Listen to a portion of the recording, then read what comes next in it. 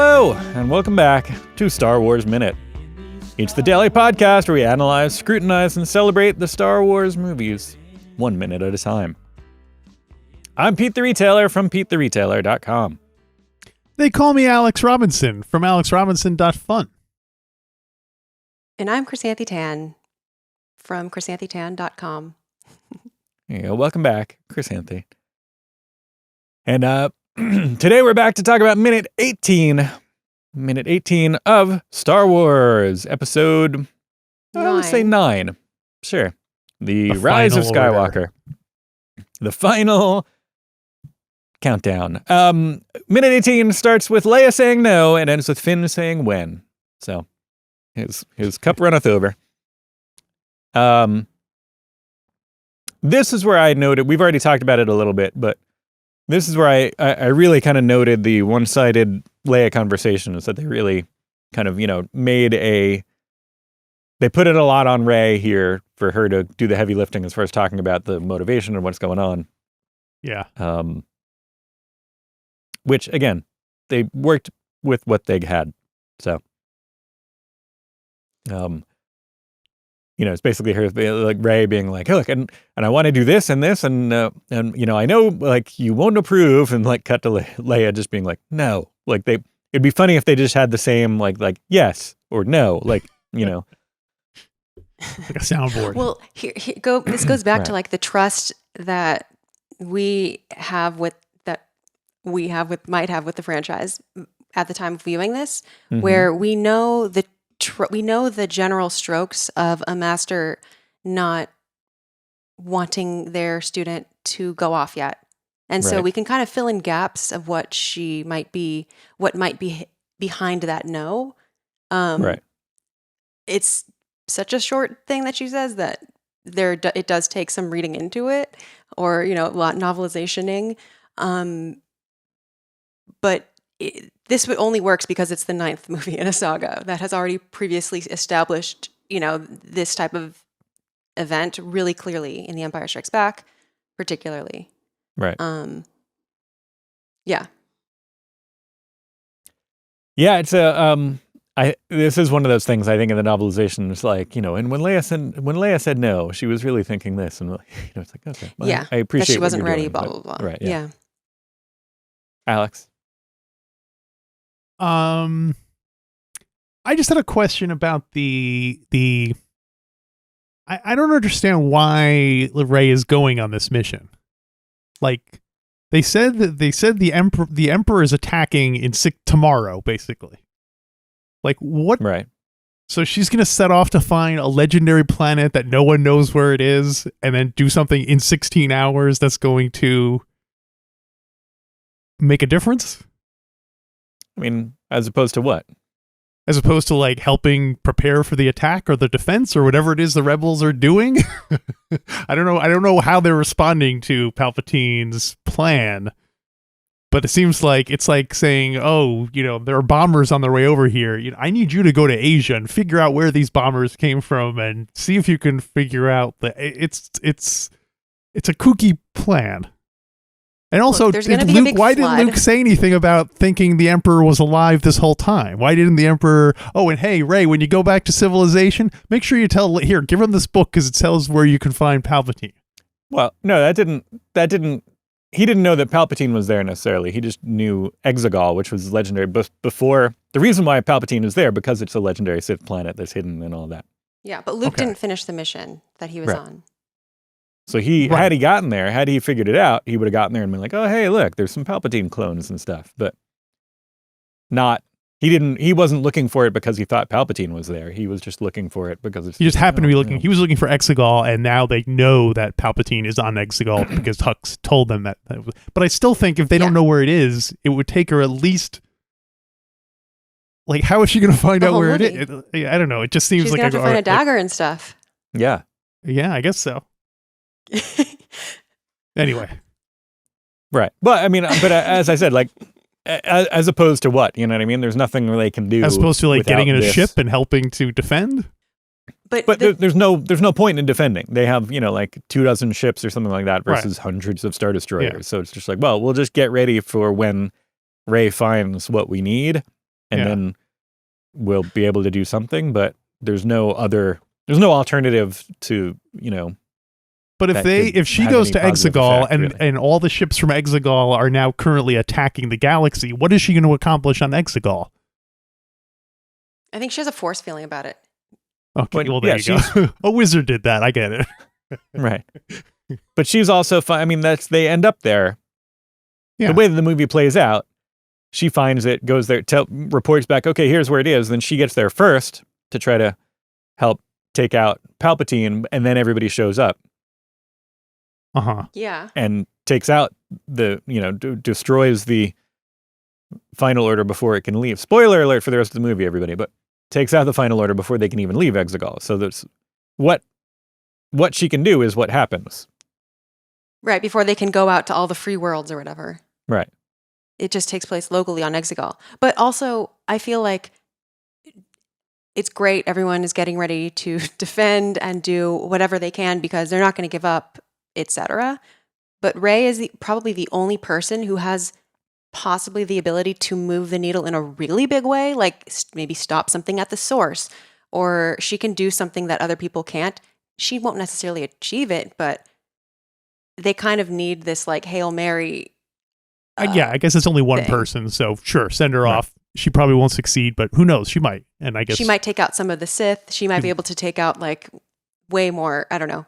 But I just don't even think she'd be able to find it in 16 hours. Figure if it takes her an hour to get to the Rave planet, 4 hours to goof around with Ushi of Bestoon and all that stuff, and then she has to go to the Death Star and do all that stuff on the Death Star, and then she has to go to Exegol. That seems like it would take way more than 16 hours. It took them 200 hours to get from Tatooine to Alderaan. Yeah. No, for sure. Like, I agree that 16 hours is quite a bit. Yeah. The timeline doesn't quite make sense probably, but all of those steps that you mentioned are kind of in service of making it to Exegol. Yeah. Plus, I think Rey's just curious. I think something is drawing her there. Sure. And I don't know. I think if they just didn't say it's 16 hours, none of this would have been an issue. You know what I mean? Right. The fact that they gave it that specific timeline is what. But anyway. Although maybe those are hours from a different planet. You know what I mean? Oh, yeah. It's the equivalent of 6 years in right. Yeah. Earthling time. So, okay. Fair enough. Right. What is the planet that they're on here? Something. I wrote it down. Agent Kloss? Agent Kloss? Agent Kloss hours. It's a moon, right? So it's kind of misleading. It's actually a moon. Candy Apple Island. That's where they are, right? Rey's theme. We hear Rey's theme right at the top of these minutes. Yeah. And it's right when Leia and Rey are talking, and she's like, "I don't want to go without your blessing, but I will." And it's nice touch. We get to hear a theme. And then we cut to the jungle. Jungle theme. Mm-hmm. Welcome to the jungle. The main part of the main, Poe. Yeah. So you got her up and running? So we didn't mention it yesterday, but Kelly Marie Tran shows up, a little cameo as Rose Tico here. Staying behind, not part of the gang anymore. I don't like this. This is one thing You don't like Rose Tico? This part breaks my This part breaks my heart like a little bit. Finn is like, Rose, last chance. And I just wish Rose went with them. It is a little bit, and again, it's a softer blow in the book because she's more excited. They give her time even before these guys are getting ready to leave. They're like, Leia singles out Rose, and it's just like, hey, we need you to study the Star Destroyers, because if they're basically a fleet of, old Star Destroyers, we need to figure out how to take them out. And so she starts with that project and has a moment with Rey and all this other stuff that makes the blow a little softer instead of just like, hey, you want to come be in the movie? No, I'm good. See you later. And also it's like, no, the general told me to hold back and study. Right. Yeah. Oh. Then get back to Leia being like, they're not going to make it. I wanted to save you. So we like you. But yeah, it is a little bit, again, I know it's hard to do this, and I'm not saying we should do this, but if you look at the character of Rose outside of all the behind the scenes stuff outside of the way that her character was received, the way that her, the quote unquote fan backlash to it. If you take all that out, she is a little bit of an extra character. She made sense in the storyline for Last Jedi, which is where kind of she was supposed to, that obviously that, but like the fact that every new character we meet has to be now part of the main gang doesn't necessarily hold water. But I agree in that I would have liked to have seen more out of her in this, at least because I do like Rose, and I would like to. I don't know. I mean, my other note was like, well, what would she have done with the gang? And there could always be things to do. Yeah, I mean, they bring C-3PO along. I think they could. Well, that's a whole nother question. Yeah, but having a humanoid droid is definitely a different thing. But because also he's not part of the gang. He's the one that everyone gets to crap on. Right. But that's still part of the gang. Here's even if you're the one that everyone craps on, you're still part of the gang. I mean, so when I first saw this movie, actually, Rose kind of hanging back didn't bother me. Right. I kind of was like, there's so much going on in this movie. They can't follow all of the lines. I was fine with it. In my recent rewatch, it did kind of make me a little bit sad because of the way she says that line, and also because of how I feel about Finn's journey in this movie, which is that I feel like Finn's journey is just starting in this movie. And I feel like Rose is like a special friendship that Finn spent The Last Jedi cultivating, and I kind of, I don't know, it's just a possibility that could have been explored. It wasn't, and that's fine. But would be interested to see how. I would be interested if there's post sequel material to know more about Finn and Rose, especially because I feel like this movie for Finn, especially, they put out so many things that are like, oh, okay, are you going to tell us more about that? Like, I want to know more about that. Also, I feel like in Star Wars, or maybe, I don't know if this is a Star Wars thing. I don't know if directors know what to do with there being two main female characters in a crew. Right. I feel like there's like, I don't know, Leia was the only one. I mean, there's not too many points of reference, but I don't really know. Are there lots of examples? Like Hera, there's Hera and Sabine on the Ghost, but there's like an age difference. So one of them is kind of more of a sort of a motherly figure. Another one is more of a sisterly figure to Ezra. But I'm thinking Alien Resurrection. You've got Sigourney Weaver and Winona Ryder, but then that again, that's another weird kind of other relationship. But what about in Star Wars? Star Wars, no. I mean, we just got women who talk. So let's not. Yeah, Leia. Original trilogy, there was only 2-3 women who had lines in it. So yeah, right, yeah. A long, it's surprising. But then again, Star Wars fandom seems to be very that certain angry portion of fandom does not seem to like strong female characters in their movies, unfortunately. So I don't think. Yeah, I mean, I guess I don't. I mean, if you look at the MCU, I mean, that portion of it, every time there's a female character, they're raked over the coals for, I don't need them to be strong female characters. I guess I don't really know what that means, really. Well, just to be main characters. Yeah. It's strong that they have a lot of stuff to do. They have a character behind them. They're not just like to stand there and be pretty, Yeah. So. I also think that in this scene where Finn, like the last time we saw Finn and Rose together, they were actually kissing. We don't know what happened after that and between this, but the scene where he goes in, it almost seems like he's going to lean in for a kiss and then just whispers something to her and goes away. It's like a psych, So, do they go into that in the novelization at all? Like if they had an awkward conversation about that kiss, or if they tried to do something and then they're like, you know what, let's just be friends or anything like that? Did they elaborate on their relationship? New headcanon, maybe it's like, hey, do you want to come along on an adventure? Like, no, thanks. I'm going to stay here and like read stuff. Maybe it's because she was with child. Oh I gosh. think she just doesn't like Finn. What?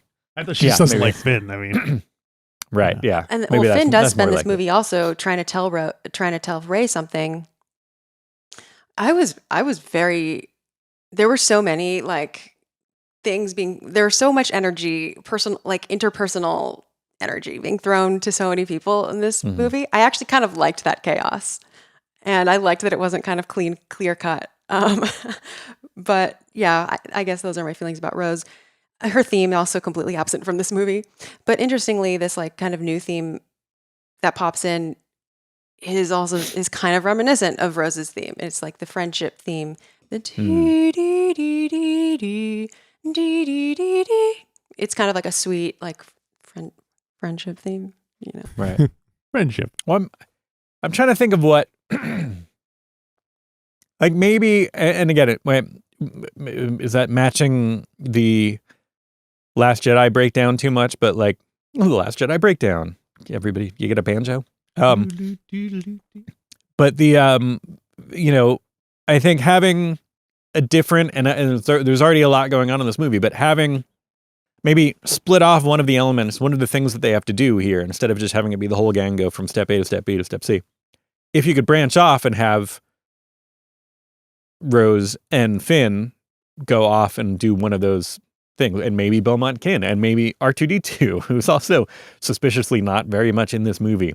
And it's a weird, like, hey, all right, the gang is leaving, see you later. And it's like C-3PO and BB-8, and R2D2 is just kind of like, oh, have fun. Like, yeah, he got replaced by BB-8. Yeah, like Cousin Oliver. But the if you could easily, like, I think there's a way to do that and then have at least things for these other characters to do. But also, I understand there's a lot going on, and you just want to kind of, for narrative flow, I understand both sides of this. And I would like to see more from these characters. See more from these characters, but I think the disappointment I feel is more of an in-universe disappointment. I'm fine that they didn't end up focusing on Rose this movie. I think it's fine. I mean, I could have taken it if they wrote that, but since they didn't write it, I'm not mad with what we got. But from an in-universe perspective, just like kind of, I'm sad that they left one of their friends. That's what it comes down to. I feel a little sad for Rose. I feel like maybe she feels a little FOMO. I would. But it's her choice. They do say, hey, come along. And she's like, nah, I'm gonna hang out here. Yeah. But the way she delivers that line is not super convincing. Like, oh, yeah. The general asked me to study the specs. Right. Yeah, I got a lot of work to do. I've you got guys homework. Go ahead. Yeah. It's so we can stop the fleet if you find it. I don't know. Right. It's sort of like, yeah. No, I have to clean up so you guys can go on stage. Right. I'm trying to figure out would I be happy if we just saw Rose kind of doing stuff with the Resistance every time we cut back to the Resistance base and stuff like that. And this scene wasn't in here, would it be less awkward if it wasn't like, hey, come with us? Nah. Like if it was just kind of like, okay, we're getting the gang together and we leave. And then anytime we see, back here on the stuff with Leia and Maz and all that and have Rose in there. So it's like, oh, she's a part of it, but she wasn't going to go on the mission. Rather than kind of lampshading it by being like, hey, come be in the movie. I'm like, no, see you later. Like they totally should have made it where she was going to go, and then Leia or someone at the last minute is like, Rose, we need you to stay here and go over the thing. And she's like, oh, I can't go now. Like she was already a part of it, but now she can't because she has to do work. That's even worse. Why? I think just ignore the fact that she would like not everybody has to be, I don't know. I think it would have been better if they showed her actively being excited about something else that she was doing. Right. Actively maybe leading her own team. Yeah. And that could also be the fact that Rose said that Finn says, Rose, last chance, implies that he's maybe asked her a few times and that cares enough about her to invite her a few times. And so that makes me just think there's something going on between them or whatever. I don't know. That does, make me think. I think you just said this, Alex, that maybe she's not as into Finn as she was at the end of the previous movie, and so it's just like, hey, you want, like come on the mission with us. We're gonna go away for like no, you got General asked me to do some homework, so you can go and I'll be okay. And then she was like, oh boy, that guy. It might also be because Rey's there.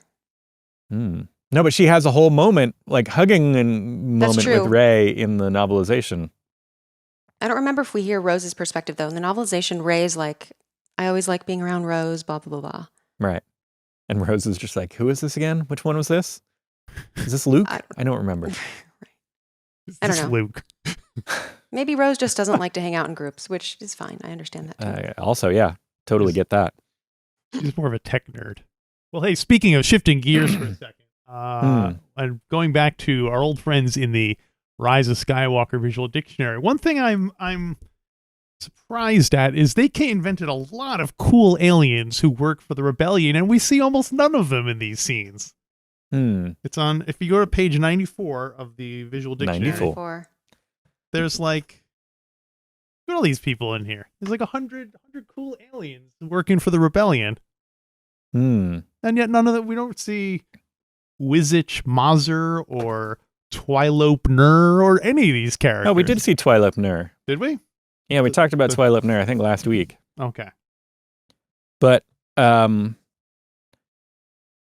I would have told Mary that if you want to be in if I was J.J. Abrams, if you want to be in this movie, we got to put you under makeup if you're going to be in the movie, just because we need some aliens to get front and center dialogue and stuff. So, anyway, I will double down on that and say I'm going to open up my Art of Rise of Skywalker book and say that like there's also a lot of awesome concept sketches for pilots and stuff that we don't get to see.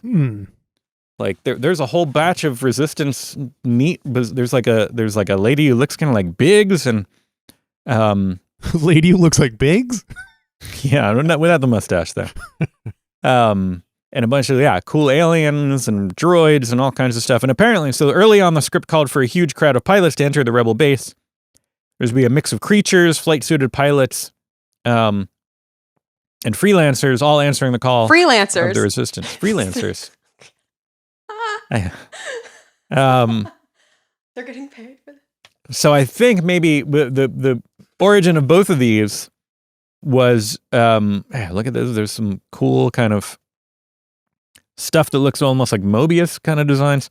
I think that in a different version of the script called for that, and they started pre-production of stuff, and they made some cool aliens and designed some cool pilots, and then they're like, oh well, you know what? We're not going to have that whole scene where we get them all together in the hangar beforehand. It's more dramatically pleasing if everybody just shows up at the end.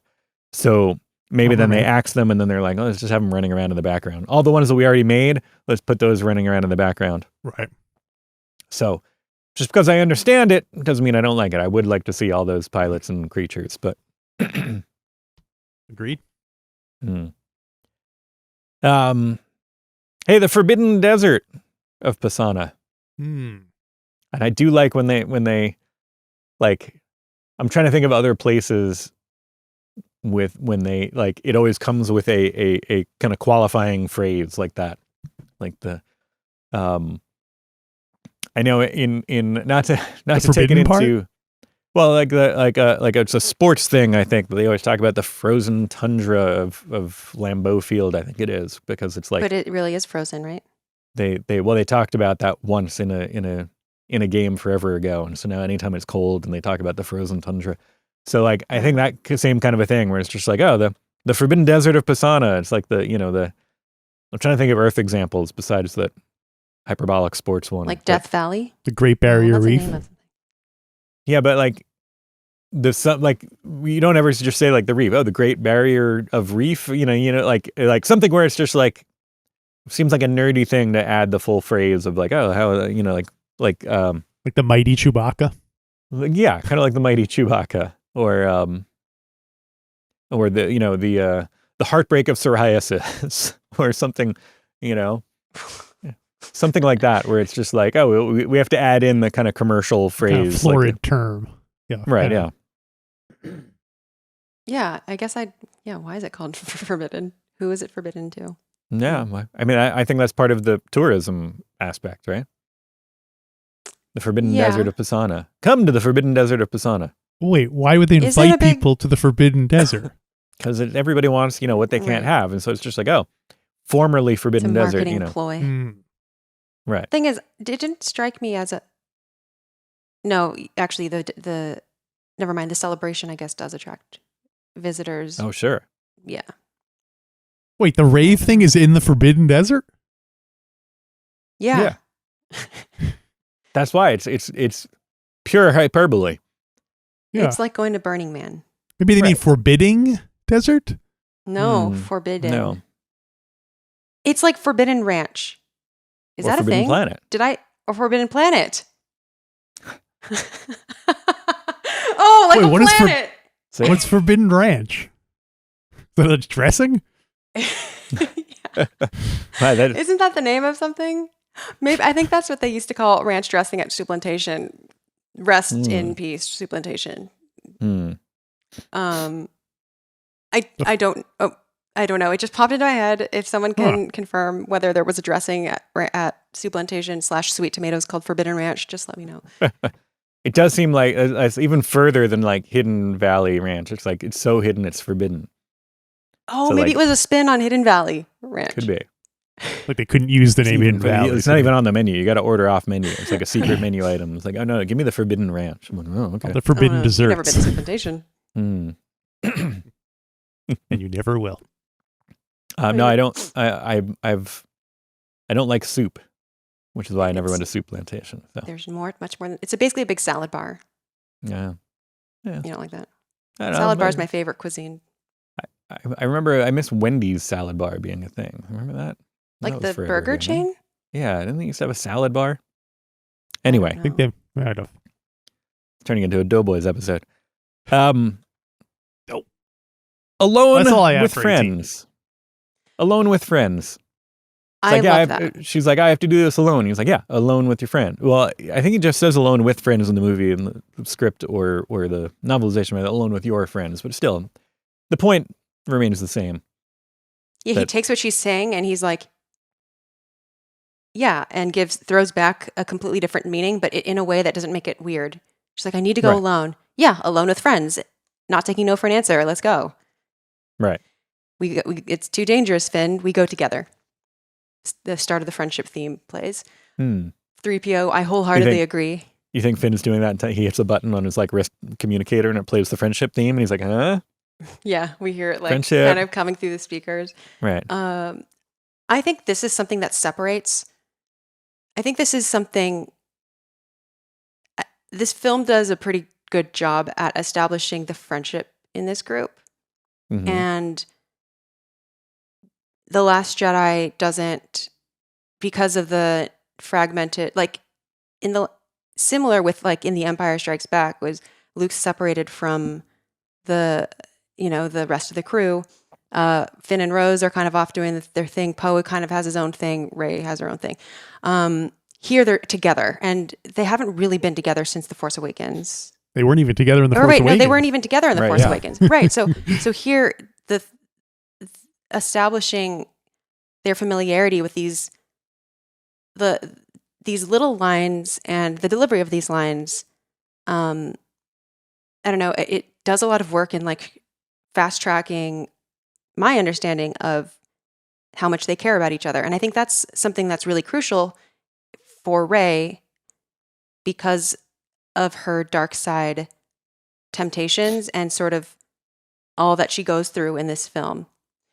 She has friends on the other side who care about her and kind of keep her, grounded. And literally, like, Finn kind of, stops her later in the film when she's like really going, like, Finn is the person who notices that when she's not acting herself. Mm. And it's such a subtle thing that like you would only know that if you really knew her, because she's not like later in the film, she's not like overtly just starting to kill people. She's just sort of like, I'm going to find him, like whatever, just kind of maybe stating things in a little bit more of an aggressive way or a little bit more directed way than she normally would. Using Finn picks absolutes up on in a way that. that a Sith might. Perhaps. And Finn starts to pick up on that. So the friendship aspect is like, I don't know. I've been thinking about that because Luke had friends, Rey has friends, Anakin didn't have friends. Hmm. Yeah, Well, good point. Yeah. Once he got rid of Kitster, that was it. And Wald. And Wald. You know, and it makes me sad for Anakin. He didn't have friends during his his adolescence and these times of really great duress. Why didn't he make any friends at the Jedi Academy? Attachments were forbidden. So no one has any. None of the Jedi have started friends. To be friends with each other. It's just like attachments forbidden. You're reassigned to a different. I mean, it could have been squad. They were in a war. It could have been his exceptionalness maybe led him out, but also could be his personality. Like it could be Could just be that he's an obnoxious jerk. And also, Luke and Rey's friends have not been Jedi. They've been sort of people grounded in not force, not hokey religions to ground them. He was the other Padawans had all been doing this for a couple of years by the time he showed up. So he was like a transfer student late, and they're like, "Oh, everybody, here's a new transfer student who's like the best, the most powerful Jedi ever. He's got the highest midichlorians." So like, I'm sure there's a little bit of resentment, hazing. There. Yeah, I think Jedi. I've noticed other Jedi in other books and everything have had friends. So I think it really was like Anakin must have had trouble connecting with other people, and other people must have had trouble connecting with him. Oh, you're the chosen one. I choose to give you a wedgie, and then stuff like that. Yeah, even Harry Potter made friends, and he was basically the same thing as Anakin, this chosen one who was supposed to be the big savior of everyone. And Harry Potter had plenty of friends. What do you mean no? No, Harry Potter didn't want. First of all, it makes me so sad to talk about Harry Potter because, but Harry didn't ever really want that. He didn't really want to be special. Well, no, but it was a similar thing where he kind of came to this school and everyone had a bunch of preconceived notions about him that he was going to be this. And also he wasn't a wizard from a kid the same way the other people were. So anyway. Yeah. But Anakin ate that up. Yeah. Right. He's like, I am the most powerful. Yeah. I'm being held he turned back. good in the end, so everything worked out fine. Yeah, we'll talk about that more in a future minute because with Kylo, because I think it's yeah. Was there anything else? No, that was pretty much it. I had for 18. Anybody else have anything else for 18? Or we can. I'm good. They don't quite take off yet, so we have another minute to talk about any last options here. But if not, then you guys. Hey, speaking of options. You have plenty of options if you go to our merch store, StarWarsMinute.com/merch. You can get all kinds of fun designs on all kinds of items, skateboards, mugs, bath towels or something like that. No, bath mats, shower curtains, tapestries, duvet backpacks, covers. all kinds of crazy stuff. Yeah. So go check that. Hey, I'm going to throw this out there. The genuine. This is the part where I go off script and I'm talking about my personal experience with the product. In that, as a test, I ordered for my wife some of the leggings. There's a Star Wars Minute leggings, and thinking they were just going to be kind of, not cheaply made, but not, high. Not the main thing is that they're branded and they're cool thing. They say Star Wars Minute on them. That's the main part. But the more that they're around, they are so soft and comfortable. She likes wearing them. I think she would wear them more if they didn't say Star Wars Minute all over them. But you should definitely, if anybody's thinking about getting the leggings, I will vouch for, as somebody who has washed, dried, and folded them a bunch of times. I will say that they seem to be a good quality product from my end. I haven't worn them myself, but keep an eye out for leggings. Okay. And keep an eye out for Chrysanthe Tan and Alex Robinson and myself on tomorrow's episode of Star Wars Minute.